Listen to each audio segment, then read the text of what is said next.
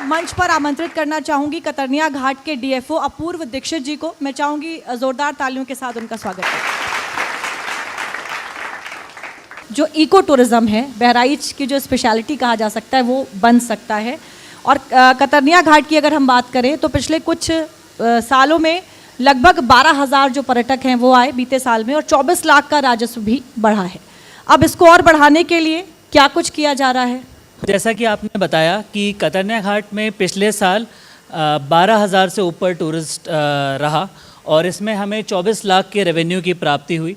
तो इसमें सभी यहाँ पे बैठे सभी लोग और बहराइच के सभी वासी इसके बधाई के पात्र हैं कि हमने टूरिज़्म में इतना अच्छा किया, और मैं मानता हूँ कि आगे हम इससे और बेहतर कर सकते हैं। जैसा कि मैं बताऊं कि अगर आप उत्तर प्रदेश की बात करें तो वाइल्ड लाइफ टूरिज़्म या इको टूरिज़्म के सेंस में जो टाइगर रिजर्व्स हैं हमारे, जिसमें मुख्यतः टूरिज़्म रहता है, वो आपका Dudhwa Tiger Reserve, Pilibhit Tiger Reserve, Katarnia Ghat Wildlife Sanctuary और नीचे दक्षिण की दिशा में रानीपुर टाइगर रिज़र्व। तो यहाँ क्योंकि नेचर से रिलेटेड इतने घने और इतने विस्तार से जो जंगल है वो इन्हीं क्षेत्रों में पाए जाते हैं, तो मैं मानता हूँ कि इको टूरिज़्म के दृष्टिगत यहाँ पे और पोटेंशियल है। अभी हमने अगर 12,000 लोग को यहाँ पे स्वागत किया है या 24 लाख रेवेन्यू लिया है, मैं मानता हूँ रेवेन्यू से बहुत बियॉन्ड की चीज़ है ये। और हम टूरिज़्म में बेहतर कर सकते हैं, यहाँ की इकोनॉमी में और बेहतर प्रमोट कर सकते हैं, यहाँ के लोगों को और रोज़गार देने की स्थिति में आ सकते हैं, और इसमें हम बेहतर करने के लिए कई चीज़ें हम कर रहे हैं यहाँ पे। जैसे मैं आप सभी को बताना चाहूँगा, तो इस बार हम लोग इको टूरिज़्म, जब ये सत्र अभी 30 जून को बंद हो गया है, अगला सत्र नवंबर में जब चालू होगा, तो उसमें हमारा प्रयास रहेगा कि हम जो टूरिस्ट आ रहे हैं हमारे, उनको और फैसिलिटीज़ दे सकें, उनके लिए और जंगल घूमना आसान कर सकें। जैसे कि अभी हमारे पास सफारी रहती है या बोट सफारी रहती है। मैं मानता हूँ कि अगर हम किसी गेस्ट को हम बुला रहे हैं तो क्या हम उसको ओवरऑल हम एक टूरिज़्म ट्रीटमेंट दे पाते हैं, क्या हम उनको ओवरऑल पूरे through out the day engage कर पाते हैं। एंड इसके अलावा जो और मेरे लिए ज़्यादा महत्वपूर्ण पार्ट है, क्या हम इस टूरिज़्म को लोकल्स के साथ जोड़ सकते हैं, क्योंकि कतरनिया घाट जो जंगल है वो सिर्फ मेरा या हमारा जिम्मेदारी नहीं है, हम सभी बहराइच वासियों, इनफैक्ट ये उत्तर प्रदेश की एक नेचुरल धरोहर है। तो मैं मानता हूँ कि इसमें जितना हम लोकल्स, जितना हम बहराइच के वासियों को इसमें इन्वॉल्व करेंगे, चाहे वो हमारे नेचर गाइड्स हों, टूरिज़्म गाइड्स हों, चाहे जो वो इतने सारे प्रोडक्ट्स बनवा रहे हैं जो बहराइच में जो बन रहे हैं, उनका उत्पाद, उनकी बिक्री हो, तो इसको हम पूरा लिंक करके ओवरऑल इकोनॉमी को बेनिफिट कर सकें, ये हमारे कतरनिया घाट वाइल्ड लाइफ सैंक्चुरी का अल्टीमेट उद्देश्य है।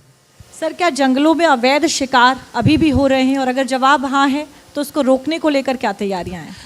मैं बताना चाहूँगा कि ऑर्गेनाइज्ड रूप में जो एक ज़माने में एक जो अवैध शिकार के जो बड़े नेटवर्क होता था, वो तो वैसी स्थितियां थैंकफुली फॉर्चुनेटली नहीं हैं। हमारे पहले बहुत मेहनत हुई है, बहुत अच्छे कार्य हुए हैं, जिसके कारण वो जो ऑर्गेनाइज क्राइम नेटवर्क है, that network I can confidently से कि वो नेटवर्क अब एग्जिस्ट नहीं करता है।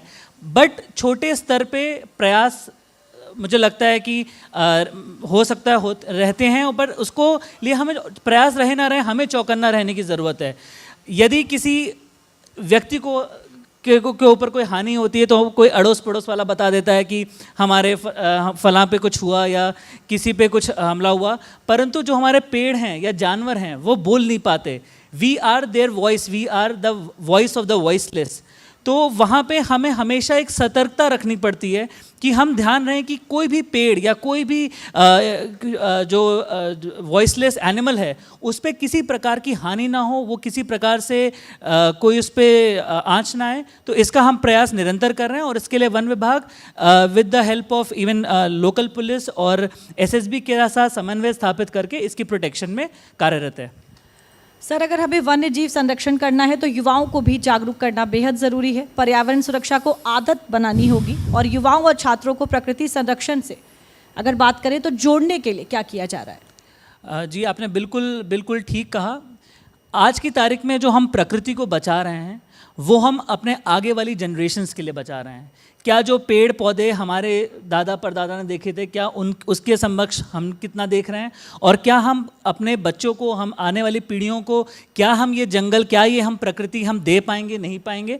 तो उसको हम प्रोटेक्ट करना चाहते हैं, और उसको प्रोटेक्ट करने के लिए सबसे इम्पॉर्टेंट है यूथ हमारा।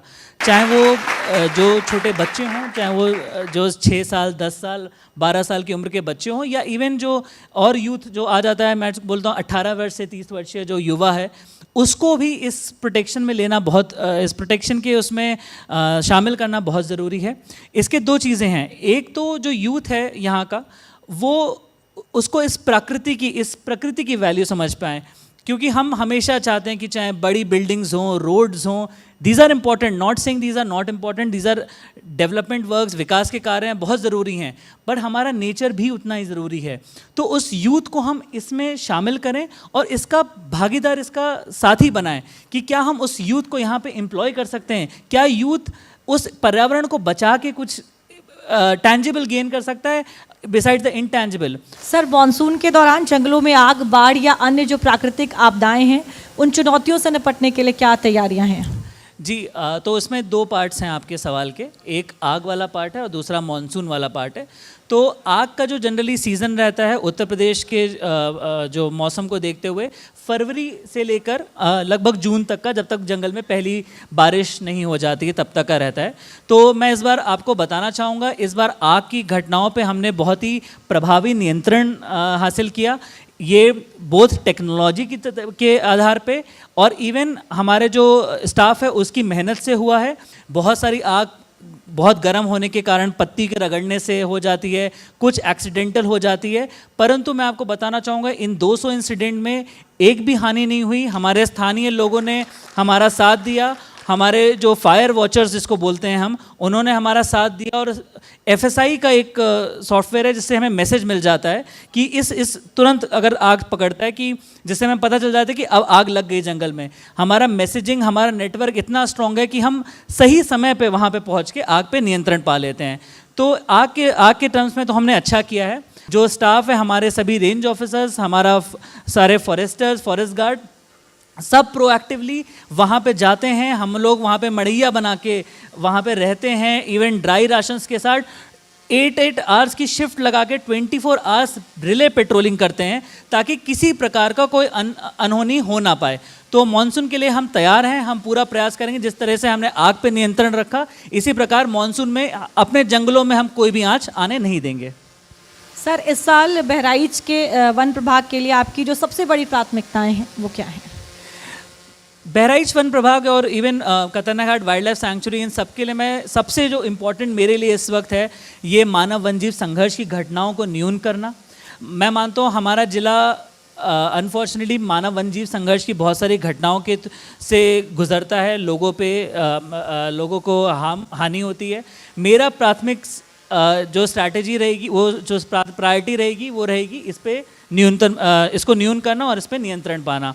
इसके लिए हम कई प्रकार के प्रयास कर रहे हैं। हम एक कंट्रोल सेंटर बना रहे हैं जो 24/7 प्रभावी होगा, और हम कोई भी घटना उसको हम प्रीएम्प्ट करने का प्रयास रहेगा कि यदि किसी, मान लीजिए बकरी पे कुछ हमला होता है या किसी प्रकार को कोई भी भाग मित्र से कोई सूचना आती कि यहाँ पे तेंदुए का मूवमेंट देखा गया, यहाँ पे बाघ का मूवमेंट देखा गया, तो हम कितना क्विकली रिस्पॉन्ड कर सकते हैं। इसके लिए हमारी जो विभागीय रैपिड रिस्पॉन्स टीम और हम लोगों के बीच एक पीपल्स वॉलंटियर फोर्स, जिसको हम QRT के नाम से बनाना चाहते हैं, ताकि तुरंत एक त्वरित रिस्पॉन्स हो सके, गाँव के यूथ को इन्वॉल्व करके हम तुरंत रिस्पॉन्ड कर सकें, और कोई भी घटना कि किसी की हानि ना हो, चाहे वो इंसान की हो चाहे वो जानवर की हो, किसी भी हानि ना हो, ये मेरा पहली प्रायोरिटी है। इसके अतिरिक्त अगर मेरा प्रयास रहेगा कि यहाँ के जो टूरिज़्म से यहाँ की इकॉनमी को जितना अच्छे से लिंक कर सकें, क्या हम यहाँ के लोगों को रोज़गार दे सकें, क्या हम यहाँ पे जो लोकल प्रोडक्ट्स हैं उसको विश्व स्तर पे हम ले जा सकें, क्या हम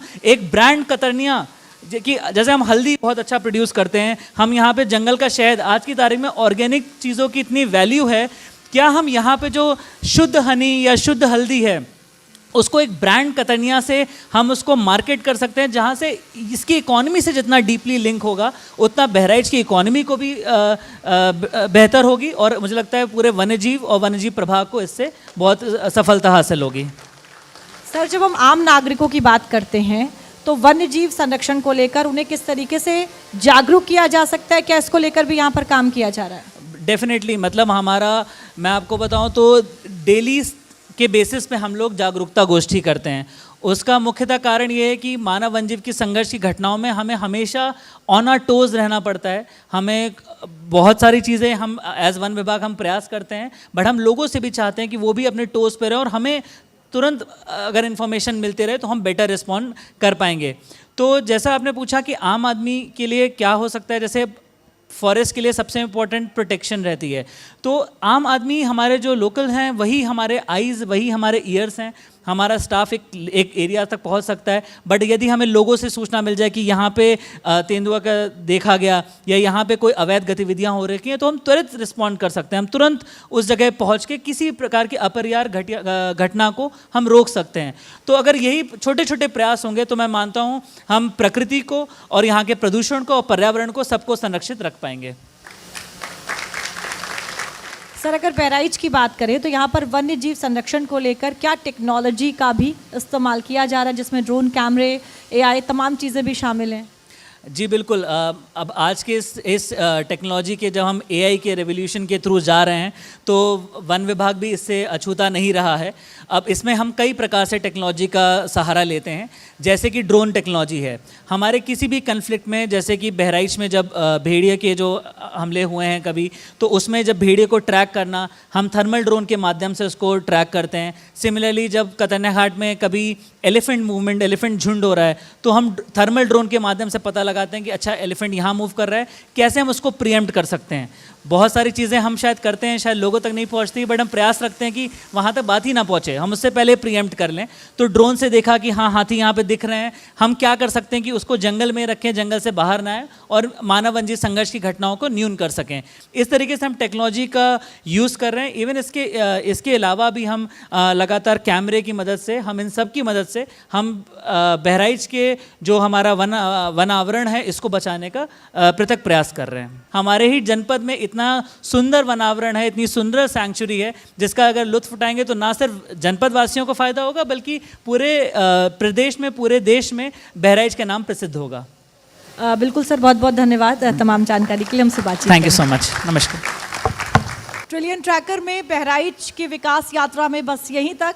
ट्रिलियन ट्रैकर के अगले एपिसोड में किसी नए ज़िले में आपसे फिर मुलाकात होगी।